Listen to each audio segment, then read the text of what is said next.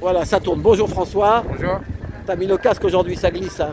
Bah oui, non, mais tout à l'heure j'étais en. Ouais. Comme il pleuvait tout à l'heure, je l'ai gardé ça. Voilà, là tu regardes, il y a le vélo là-bas. Ouais. Il y a la Côte des Mers. Ouais, qu'est-ce que tu penses alors justement, j'ai une question, on va parler Je un vais peu l'enlever de... quand même parce que là il pleut plus. Ouais. Voilà, ta casquette c'est mieux comme ça. Voilà, alors, Ouais. qu'est-ce que tu penses des agriculteurs qui manifestent en ce moment? J'ai vu une vidéo par exemple, je sais pas si tu connais un peu le monde rural. Oui, Et, je connais. Ah bah justement, je voulais te Je connais dire... le monde rural, ouais. Attends, viens là, parce que je peux pas me tourner. Voilà, là comme ça. Voilà, comme ça on voit la manif derrière. Donc, la question c'est, j'ai vu des agriculteurs qui disaient, ouais, nous on est éleveurs d'agneaux, Oui. mais maintenant il y a l'agneau de Nouvelle-Zélande. Moi je crois qu'on était dans la communauté européenne. La Nouvelle-Zélande, jusqu'à ce que je sache, c'est pas la communauté européenne. Ça, la communauté européenne n'a pas l'air d'être une, comment on dit, communauté de bienfaisance. Oui. Hein, tu comprends? Alors Ouais, eux, ils disent on gagne plus que 500, 600 euros Écoutez, par mois. Il y a 2 ou 3, comment on dit, des gars qui se suicident un ou deux tous les jours. Oui, Enfin, je voilà. sais. Vas-y alors, Bah, qu'est-ce le que tu problème c'est que c'est les normes européennes d'élevage des animaux et notamment d'agriculteurs. Et d'agriculture dans des normes écologiques qui ne sont pas les mêmes en Europe de l'Ouest, qu'en Nouvelle-Zélande. Donc du coup, et en même temps, le marché est mondialisé. Il y a une sorte de contradiction. On ouvre des marchés à des gens qui n'ont pas les mêmes normes que nous. Des normes très contraignantes en Europe. Des normes qui sont pas... Qui sont légitimes, certaines, hein, évidemment. Hein. Moi, je suis pour l'interdiction du glyphosate, évidemment.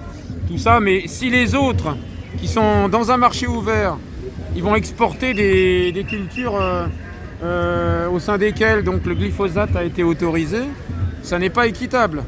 Parce que quand on interdit un moyen de contrôler les insectes qui détruisent les cultures, il y a d'autres moyens plus écologiques, mais ça coûte beaucoup plus cher. Et du coup, si les concurrents sont autorisés à déverser leurs produits sur le marché sans contrôle, parce qu'il y a ouverture des frontières et parce qu'il y a mondialisation, ça j'appelle ça une concurrence déloyale. C'est ça. Donc, alors, c'est vrai qu'il y a des mobilisations dans la ruralité actuellement. Les médias font le blackout. On n'en parle pas. Il n'y a que les médias alternatifs ou locaux, les petits journaux de province qui en parlent. Voilà, donc il y a une censure, c'est pas un hasard. Le système a peur de la ruralité, hein, parce qu'il y a quand même des axes de solidarisation en ruralité qui n'existent pas en ville. Parce qu'en ville, il y a un individualisme incroyable. En ruralité, il y a quand même des actes, il y a quand même des éléments. C'est ça, ils sont tous regroupés là. Oui, voilà. Ils arrivent avec des tracteurs, c'est pas un seul tracteur. Et hein. un tracteur, c'est quand même non, plusieurs. Logistique. Oui, plusieurs. Quoi. Ils se mettent en. C'est quand même une belle machine, donc du coup, elle peut faire des choses. Hein. C'est ça. C'est pas un vélo, un tracteur. On a vu les machines qui crachent. T'as vu les machines? Je dirais pas loin, trottinette, tu vois. Ouais. T'as vu les machines? C'est autre chose. Hein. Les machines qui crachent le lisier là. Oui, voilà. Non, mais. Ils ont pas peur, les gars, parce que. Non, mais le problème, c'est qu'en France, bon, là, il y a une révolte paysanne. Il y a le loup là? Ah ben non. Ah si. Bah voilà. Oui, c'est le loup. Il y a une révolte paysanne. Donc le problème, c'est que toutes les révoltes en France. Ah ben voilà, c'est le loup. Évidemment. Ouais, vas-y. Donc alors toutes les révoltes en France, toutes les revendications, elles sont portées par des corporatistes qui n'agissent pas en synergie. C'est-à-dire qu'ils sont chacun leur tour. On dirait que les révoltes sont bien organisées, sont bien planifiées pour que chacun puisse s'exprimer, mais chacun son tour. Du coup, il n'y a aucun mouvement d'amplitude globale. Et on a l'impression que c'est ça un peu en France et dans le monde. Hein. C'est ça. Les gens sont divisés, ils sont enfermés dans leur corporatisme. Je ne critique pas les gens qui défendent leurs droits. C'est pour ça qu'ils ne veulent pas qu'on rejoigne la Palestine avec les gilets jaunes. Hein. Mais on ne peut pas parler de corporatisme là, dans la Palestine, ou la conflictualité moyen-orientale. Moi, je ne parle pas de corporatisme, c'est autre chose. Ouais. Moi, je parle des métiers souvent. Ah voilà, c'est ça. Dans les métiers, dans les secteurs... Les taxis, lundi, c'est les taxis. Voilà, sur le plan sectoriel, ils ne sont pas fichus, les citoyens français, de faire quelque chose, un mouvement d'amplitude. C'est ce qui existait avec les gilets jaunes. Il y avait un mouvement d'amplitude et de convergence, et de fusion citoyenne. Alors que je regrette, mais je constate que à chaque fois, c'est les taxis, les pâtissiers, les médecins, les avocats, la police aussi, hein, les premiers gilets jaunes. Même les médecins. Savoir que les premiers gilets jaunes, entre guillemets, il y avait aussi j'ai souvenir d'une manifestation de police en 2016 sur les Champs-Élysées ou 2017, bien avant les gilets jaunes.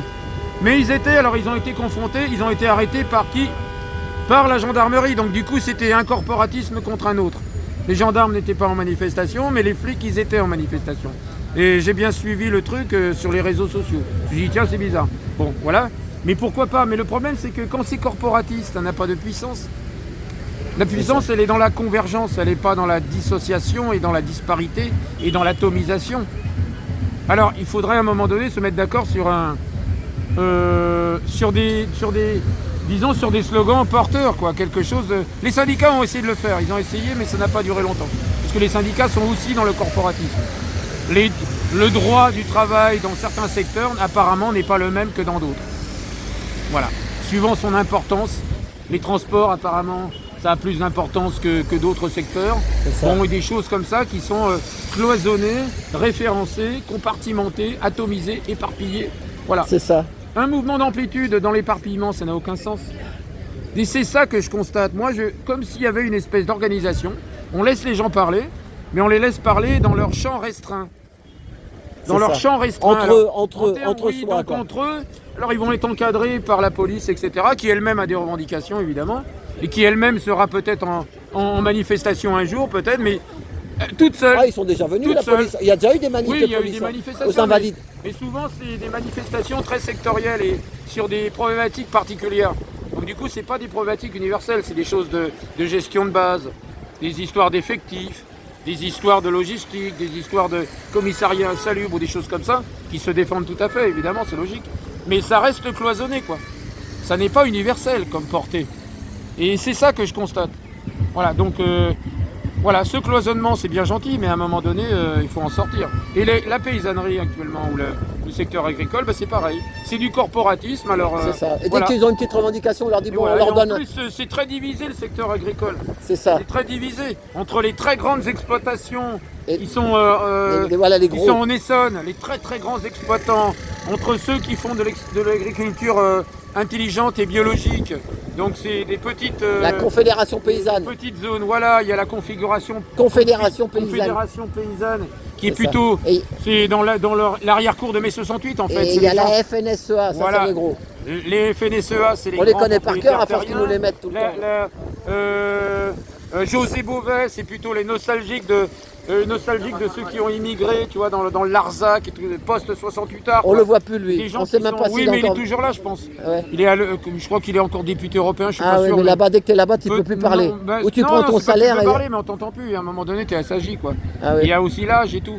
Donc c'est des nostalgiques de l'agriculture raisonnée, biologique et écologique. C'est bien, c'est très bien. Mais tout ça, ces gens-là ne s'entendent pas. Déjà dans le même secteur agricole, ils vont pas s'entendre. Parce qu'ils ont des niches différentes.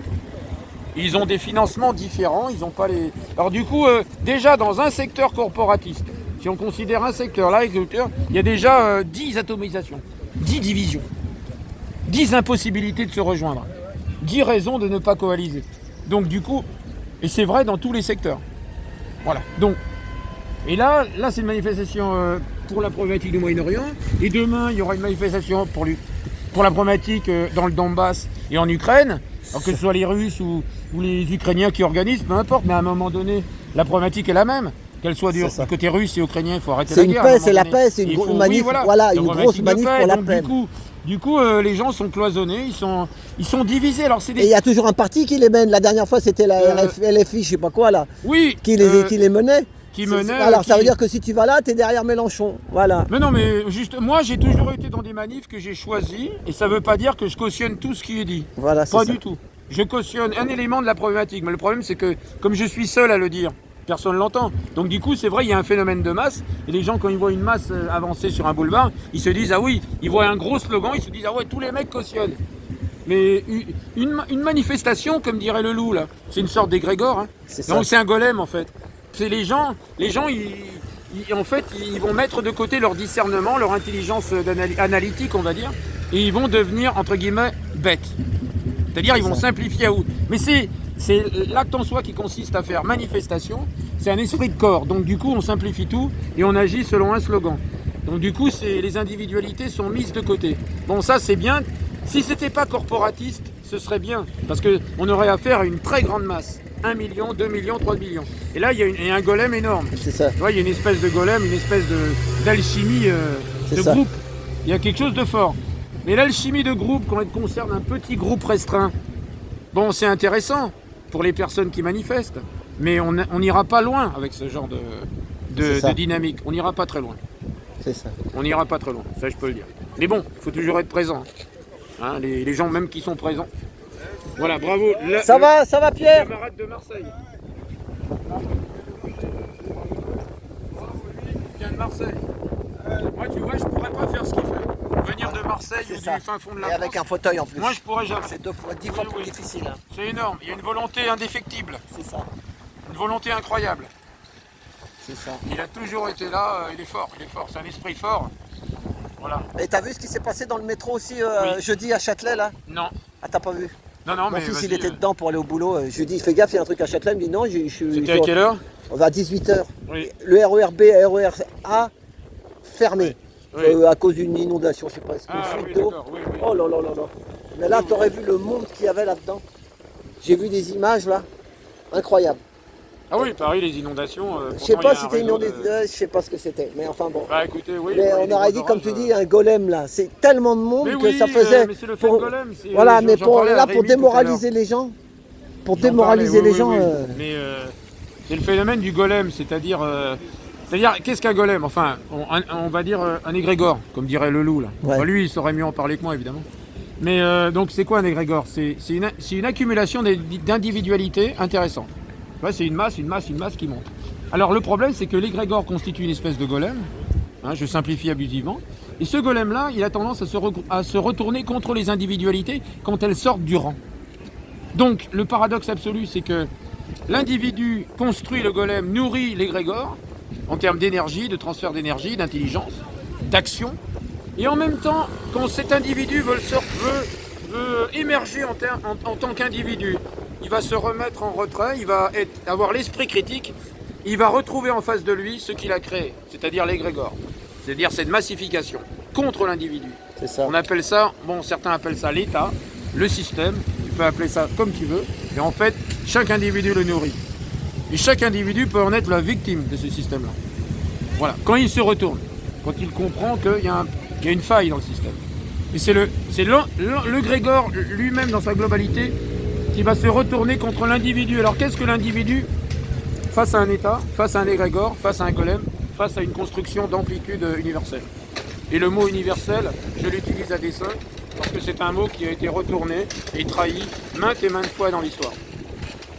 C'est un mot révolutionnaire, l'universalité. C'est quelque chose de pur quelque part. Et c'est un mot qui est retourné contre l'individu. C'est ça là. L'ultralibéralisme a retourné l'universel contre l'individu. C'est-à-dire que l'ultralibéralisme, l'ultracapitalisme a retourné tous les concepts révolutionnaires, les a assimilés, les a intégrés, les a trahis, les a falsifiés. Il les a retournés contre l'individu par atomisation. Il faut essayer d'analyser froidement, c'est hyper simple ce que je dis, hein, c'est primaire. Hein. Il y a des analystes qui vont dire oui, ce type-là il est au premier degré, il n'a rien compris, bon, pourquoi pas. Non, mais j'essaye de comprendre, j'essaye. Moi je vais te dire. Essayer de comprendre et comprendre, ça n'est pas la même chose. Hein.